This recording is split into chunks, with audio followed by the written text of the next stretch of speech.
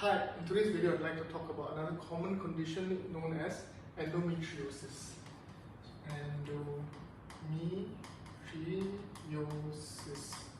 Now we've talked about this condition repeatedly many times, but today we have a diagram that we can actually draw now, so maybe you have a much better way to visualize what is actually going on. So, as we mentioned before, endometriosis is simply the tissue that is supposed to grow on your endometrium, which is your inner lining of the uterine cavity. This is where the pregnancy will implant itself and then get all the nutrients and blood flow. And then this is also the tissue that sheds monthly during your menses. This is the same tissue that sheds via the cervix into the vagina, and then you menstruate this out. But for endometriosis, patients who have this condition, this tissue is found to be growing elsewhere. It can be growing within here, which is the uterine muscle wall, the myometrium. This is a standalone condition, but it's also considered part of endometriosis.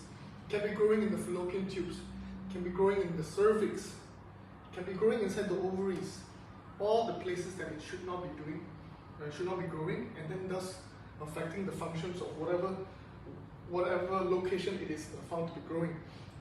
It can also grow outside the pelvis, in the pelvic cavity. It can also be growing in the anal regions, in the intestines. There's no limit as to where it can grow, but then those are much more rarer. So the most common types that we see is chocolate cysts. So you can see here that I've drawn here. So you can see that these types of ovaries have these tissues that are supposed to be here. Now they end up growing here. But the thing about these tissues is that they retain the property, which means they still will shed and bleed, which means they will cause the accumulation of blood here, menstrual blood here, and then they will solidify over time, which will affect the function of this chocolate cyst, the ovaries.